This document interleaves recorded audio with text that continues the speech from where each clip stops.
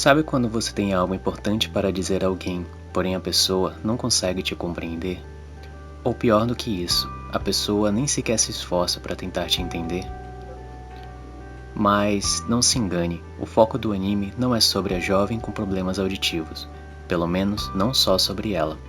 Na verdade, por mais irônico que pareça, Nishimiya demonstra ser a única criança na escola que pelo menos tenta se comunicar com os colegas. A autora Yoshitoki Oima nos apresenta uma história que aborda temas delicados como depressão, bullying e suicídio, de uma forma realista e delicada, sem clichês ou exageros. Mas, principalmente, a coragem da autora de nos entregar uma narrativa que nos mostra a história aos olhos do bully e não da vítima. Isso mesmo, diferente da maioria das histórias parecidas onde o protagonista nos mostra como ele era humilhado e maltratado na escola e como conseguiu superar isso, aqui o anime nos mostra justamente a visão do garoto que humilhava e maltratava a colega, simplesmente por não conseguir entender suas diferenças, por não querer entender o que a garota tinha a dizer.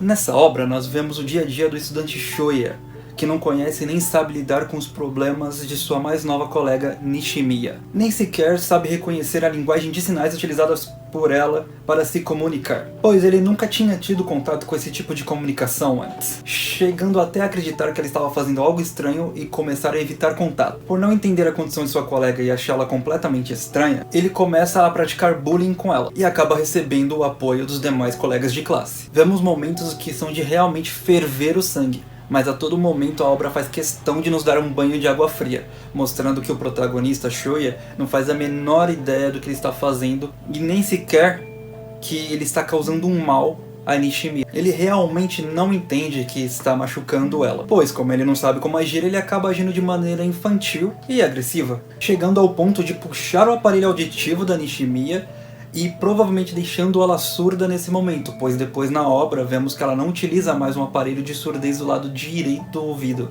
Com seus colegas quebrando e perdendo diversas vezes o seu aparelho auditivo, Nishimiya não tem outra escolha a não ser trocar de escola a mando de sua mãe. E depois disso, aqui podemos ver algo bem interessante, que é a passagem do tempo, pois Shoya e Nishimiya ficam sem ver por cerca de 4 anos. Quando por acidente ele acaba esbarrando com ela. É bem legal ver como ele amadureceu em certos aspectos, pois agora ele entende o quão mal ele fez pra ela e até mesmo chegou ao ponto de aprender a linguagem de sinais para poder se comunicar com ela.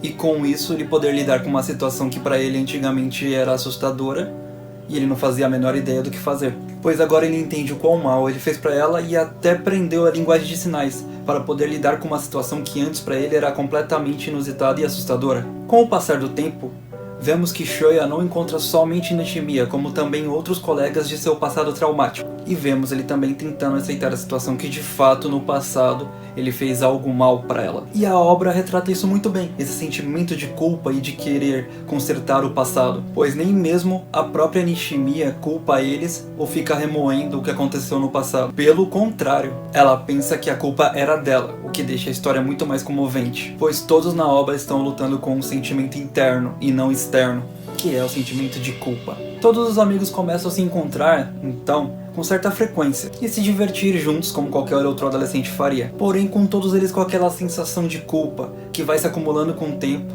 até o ponto de fazer Shoya explodir, por pressão do seu próprio passado. Isso faz com que ele grosseiramente acabe apontando erros que seus amigos já estavam cansados de saber e também estavam combatendo, tentando lidar com essa situação de que eles de fato erraram, deixando eles extremamente magoados e fazendo com que eles vão embora, restando assim apenas ele, Nishimiya e a irmã da Nishimiya nesse grupo de amigos, o que mais pra frente pesa demais na consciência da Nishimiya, que mais uma vez se culpa, chegando a ponto de querer tirar a própria vida, pois na cabeça dela, Shoya havia perdido todos os seus amigos por culpa dela, assim como foi quando eram crianças, mas sabemos muito bem que não é bem assim. Eu acho incrível como o filme consegue transmitir cada sentimento, como de forma sutil ele nos mostra as consequências da falta de comunicação entre os personagens, não só deles com a Nishimiya, mas muitas vezes deles com os outros, ou com eles mesmos. Em vários momentos a gente se sente incomodado por não saber o que a Nishimiya está falando, e os personagens não se preocupam muito em traduzir isso para o telespectador. É engraçado como no início criticamos o Ishida por não conseguir entender a Nishimiya, mas ali estamos nós, sem saber o que ela está falando. E mesmo que a gente pense, mas o Ishida nem tentou entendê-la. Pelo menos no meu caso, mesmo incomodado enquanto assistia o filme, eu não parei para pesquisar o que cada sinal significava. Ou como quando depois de adulto, todos na escola de Ishida são vistos com um X no rosto. Isso é o anime nos mostrando de forma metafórica como Ishida não consegue encarar as pessoas, lidar com seus medos. Ele não consegue mais olhar nos olhos dos colegas. Também momentos em que o áudio fica abafado, quase não conseguimos ouvir o que os personagens falam, nos sentimos isolados, desorientados, exatamente como a Nishimiya. Todos têm seus problemas, medos e frustrações, mas cada um encontra uma forma de tentar lidar com isso do seu jeito, seja fugindo ou sendo mais agressivo. A falta de comunicação trouxe resultados parecidos para pessoas diferentes, com problemas diferentes e situações diferentes. Desistir da própria vida. Então, ouçam o que as pessoas têm para dizer. Ouçam o que vocês têm para dizer. Conversem, comuniquem-se, dividam informação, conhecimento, vivam. E parem para ouvir o que o outro tem a dizer, pois até mesmo o silêncio tem voz.